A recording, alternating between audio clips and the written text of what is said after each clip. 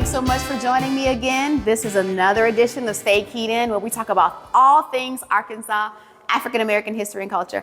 I'm so honored to be joined today with our Black History Artist of the Year. Every year, the museum makes sure that we continue to embody the history and the heritage that is Arkansas's African American community by working with one of our local artists and making sure that that artist is spotlighted all year long. And this year, it is the amazing Rex Deloney. We've been working with him all year. The first piece that we did was in partnership with our celebration of Black History Month and a tribute to all of the things that make up 9th Street.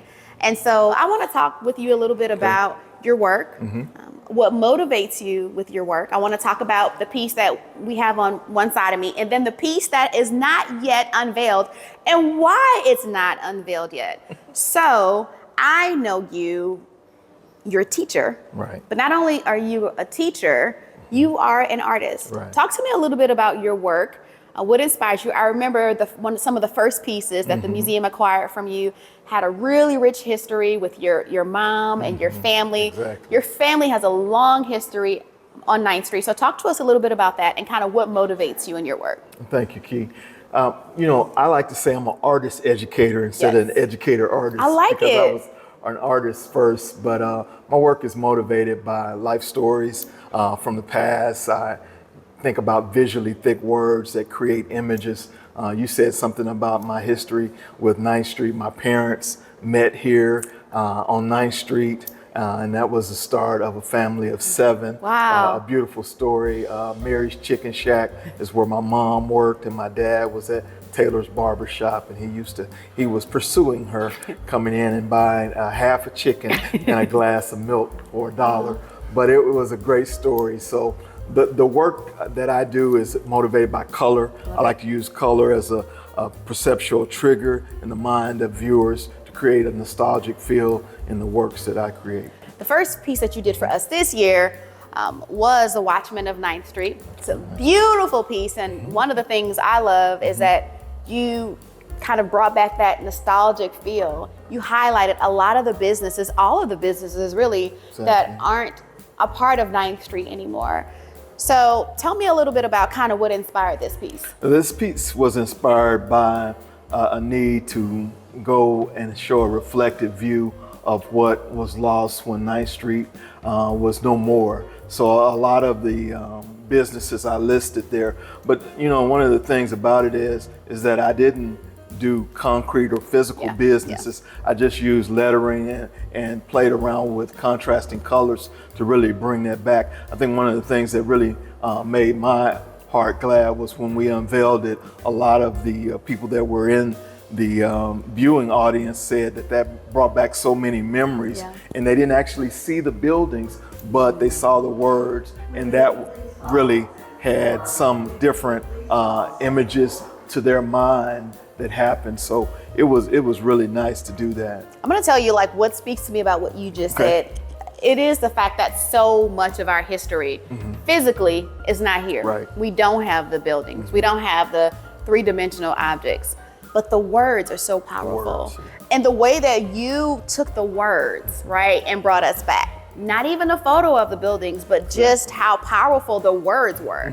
And so I think that is something that you don't see as often. What I also like is, again, 9th Street at the corner, kind of the beginning, the corner, the pillar of it. So I want to bring everybody forward because you did design this piece for Black History Month for the museum, but you've also got something else that's created, that's already done, that is on the opposite side of you that we're super excited to talk about. That is a part of Juneteenth this year. Right. So what you all don't know, we this year, drum roll please, have a commemorative Juneteenth piece. Tell us a little bit about the piece that you created for us for Juneteenth. Well, thank you so much.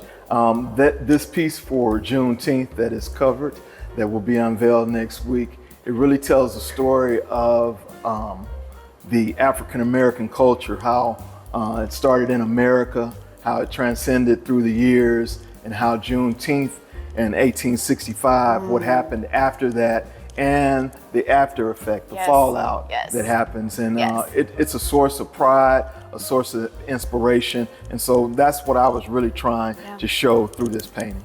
One of the things that we're doing in correlation, in conjunction with that, is not only do we have the piece of art, but I was like so moved.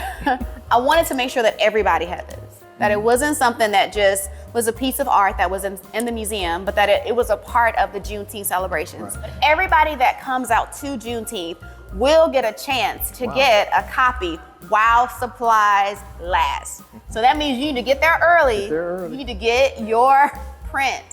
Let me tell you, this piece is a piece of pride for everybody who wants to experience Arkansas's African American history. Thank you so much, Rex, for joining us today. Thank you for sharing your blessing with us, your work, your gift. Thank you for sharing your family's history with us. Thank y'all so much for joining us for another edition of Stay Keyed In. As always, I can't leave you without letting you know what's happening next.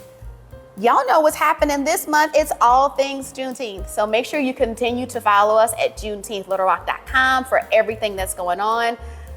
The best way to stay up to date, if you just need to know minute by minute what's going on, make sure you follow our Juneteenth Instagram. Make sure you follow us on Facebook. Make sure that as you're celebrating Juneteenth, if you want to know what Juneteenth tastes like, it tastes like Aretha's Beverages and that sweet, amazing strawberry lemonade with basil. So make sure you go out and get that. A portion of all proceeds will go to benefit the Mosaic Templars Cultural Center. We have affiliate events with Juneteenth going on all month long. Make sure you go to our JuneteenthLittleRock.com to find out about that. And certainly we have our Juneteenth flag raising ceremony that's happening on next Thursday. You're welcome to come out to that. And the street festival that's happening on Saturday. We have Grammy nominated and winning superstar Maya joining us for the festival. Kids Zone, Health Village, Education Station, music, food, over 100 vendors. We got a 5K that's happening that morning. Y'all already know where to go. JuneteenthLittleRock.com to find out everything that's happening with the festival. As always, I hope that you guys stay cool because it is hot. It's hot. Very hot. We hope that you guys have an amazing day. Thank you so much. You have officially been keyed in.